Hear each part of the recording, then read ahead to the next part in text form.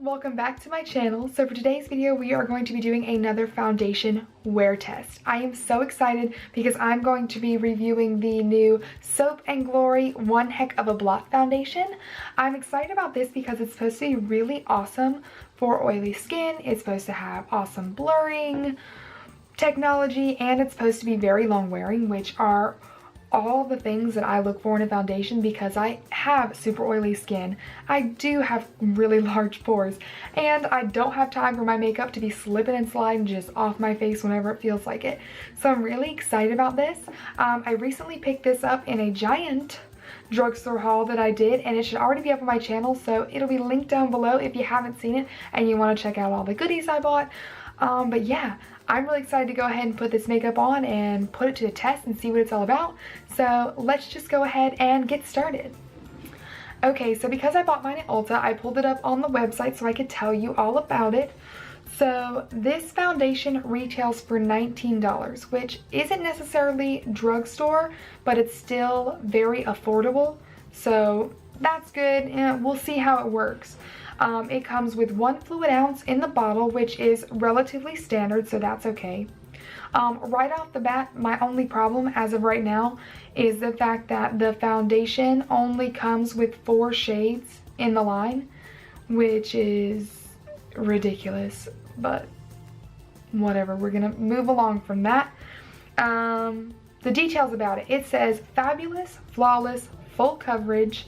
Soap & Glory's One Heck of a Blot Foundation is an all-day liquid to powder foundation with Shine Block 12-hour long wear technology and super blur powders. Offers ultimate shine control designed to give skin a flawless, non-cakey, soft focus finish. Perfection in a bottle.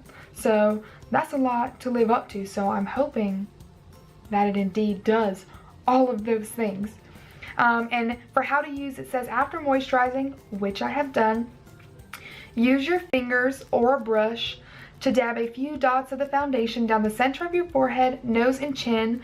Blend centrally and then rub any excess outward onto your cheeks for flawless, absolutely flawless skin. So I will not be using my fingers to apply this foundation today. I don't like the way foundation looks when applied with your fingers. I don't like it getting, it's messy. So just like last time, I will be doing half of the foundation with a brush and the other half with a beauty blender to see how it works. So yeah, let's just go ahead and get to putting this on and see how it goes. All right, so first thing I'm gonna do is start off by priming my face, and of course, I'm gonna be using my Too Faced Prime and Poreless, just because I know that it works for me and it gives me no problems, because we want to give the foundation a fair shot.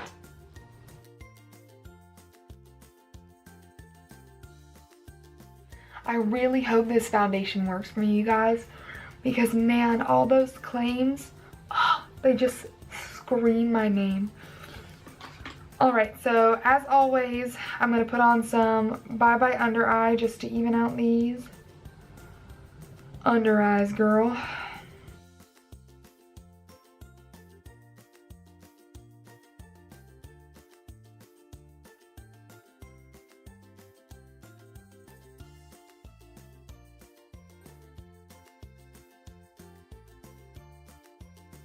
So I did pick up 2 of the shades, which are both the middle shades. I got Cool Sand and Happy Medium. Hopefully that one of these will at least be it. You pop the lid off. It does come with a pump, which I think is absolutely awesome. This one is Cool Sand. Let's see what this looks like. Okay, so that looks very light. It's not super liquidy, which is kind of nice. It's kind of like a good in-between. Let's see what this other color looks like. So this one is, of course, Happy Medium. Let's put this over here. I tell you, man, this takes some time to really get going. Just, whoa.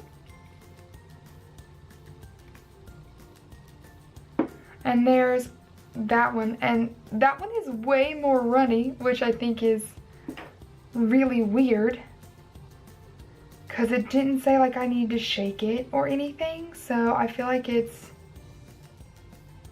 awkward that that one's so much more runny, but you know, we'll see. We'll put on just the happy medium to see first and see how it looks, but I don't know, girl, I don't got good feelings. So I'm gonna be doing this half of my face with a beauty blender and this half of my face with a brush, just to see if anything makes a difference. Let's pop this color on, the happy medium, and just kind of see. No, it said to do it more down the center of your face. Oh my word.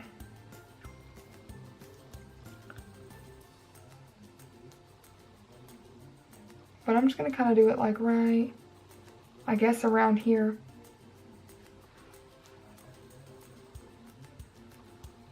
It smells a little like paint, which I mean, I guess I don't mind. We'll see how it goes.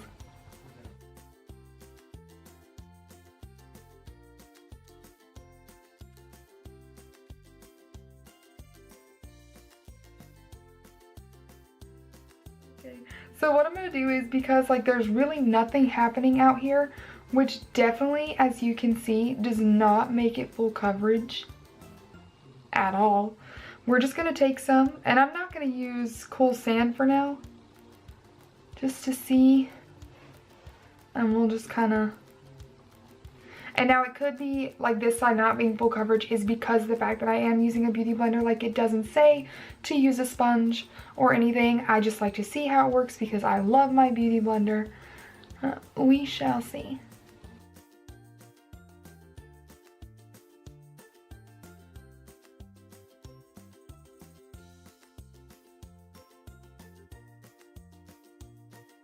So there is that side. I don't think the coverage is awful, and it really doesn't feel like much on my skin, which is nice. We'll start doing the other side as well.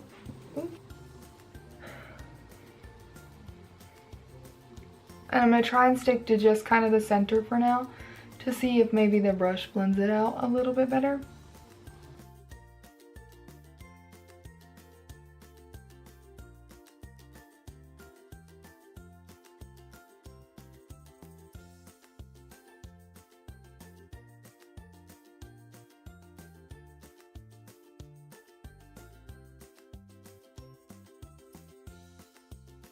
So I will say that it blends nice, but like doing it down the center of my face, really, it doesn't go that far. So I would just kind of, if you're using that, scratch that technique and put it all over like you would a normal foundation, and then just go from there. I do like the way that it is blending out with the brush. Like, it's really not giving me any trouble, and it really doesn't matter whether I'm kind of like patting or rubbing it in. Like, I don't see, like sometimes, you know, if you like rub a foundation, you have like brush strokes or whatever going on in there and it looks kind of funky. So far, that's okay. Oh, I didn't do my little ear over here. Shh, don't tell anybody. Just fix that. But you can still see some of my like redness and stuff peeking through. So we're gonna try and build that up a little bit more right there. Cause it says it's supposed to be full coverage, girl, and y'all know how I feel when something says it's supposed to be full coverage. So like, it doesn't look bad. Like, it's not like my favorite thing, and it may look better once I put, you know, like bronzer and concealer and everything on. Let's try and mix the two together a smidgen. And we'll just put some of this on my neck and see like what the mixture of the two kind of looks like down there. That way, in case it looks totally busted, I can just kind of wipe it off. But I was nervous to put it all over my face and have the whole thing look jacked up.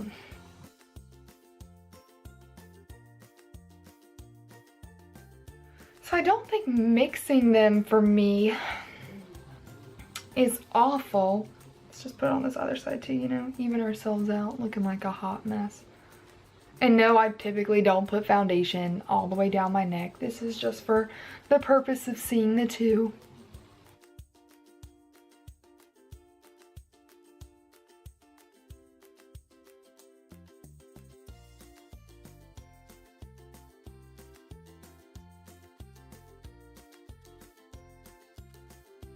little bit more, and I'm just gonna actually just go in with just the brush and see about like building up on the nose. It very much smells like paint. I don't care for the smell. It's not awful, but like, you know, doing around your nose, like if smells bother you, especially smells that don't smell like super delicious, you're probably not gonna like this at all. I don't know. So as you can see now, like this side looks pretty decent still. But this side to me does look a little cakey, and that could be because I used a beauty blender and it really didn't call for that. Other than the areas right around my nose, I don't think it looks awful. What I'm gonna go do is I'm gonna go ahead and finish the rest of my face, and then I'll come back and close out with you for this portion. So 1 second. Okay guys, so I am back. I will say so far right off the bat, I don't think the color is an awful match for me. To reiterate, I used Happy Medium. I didn't need the Cool Sand. I did, of course, had mixed it on my neck just to see, but I don't think it was like anything so serious where I actually needed to use the color. So Happy Medium does work for me, which is nice, but that stupid 4-color thing is ridiculous. So, but that is nice that I was able to find one, you know, yeah, go me. So Happy Medium did work for me. I don't think it's bad. The side with the brush, so this half of my face is 10 times better than this half of my face where I use the beauty blender. I'm gonna zoom you guys in, and if you will just look at like around my nose over here is not nearly as cakey. My pores right in here are really smooth, whereas literally you can see my pores right here. And I know it's not my primer because you guys, my Too Faced Primed and Poreless Primer is bomb. It's more cakey around like the sides of my nose right here versus this side. My smile lines are way more defined over here just naturally, which is irritating. And you guys, the thing that is driving me the most crazy is look at my forehead. First of all, that's not me raising my eyebrows. That's just my forehead wrinkle in all of its wrinkly gloriness. And I can't just be me that I'm crazy, but like it looks like my forehead is really dry. And every like little bit of texture from not having like a, you know, a forehead like this, it's all over the place and it's making me crazy. So yeah, so my forehead is irritating the living mess out of me. I don't understand why it did that. It makes me look very dry, almost like my skin is very old, which it's not old, and I am not dry at all. So that's super irritating, and I can't get it to not set my forehead wrinkle. I tried everything, but it was not having it. So, you know, and there's only so much blending out I can really do with this type of foundation. So yeah, so I do like the way that it feels on my skin. It's very nice. It's very smooth and soft. It feels quite natural. So I'm excited about that. It is 2:50 now, so I'm going to go off and do some shopping. I'm gonna leave this on hopefully for quite a long time, and I will check in with you guys tonight for my final thoughts on the Soap & Glory One Heck of a Blot foundation.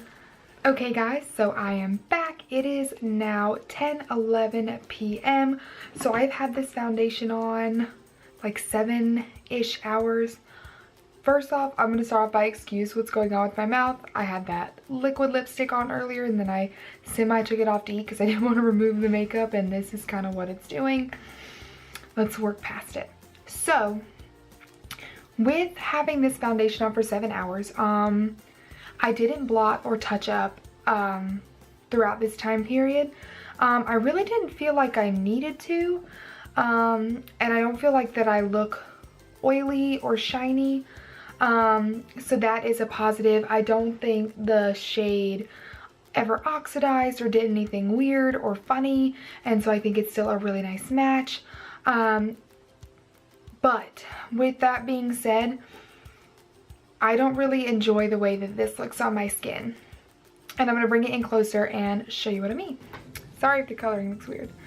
So if you guys can tell, around my smile lines here, it is very defined, just like even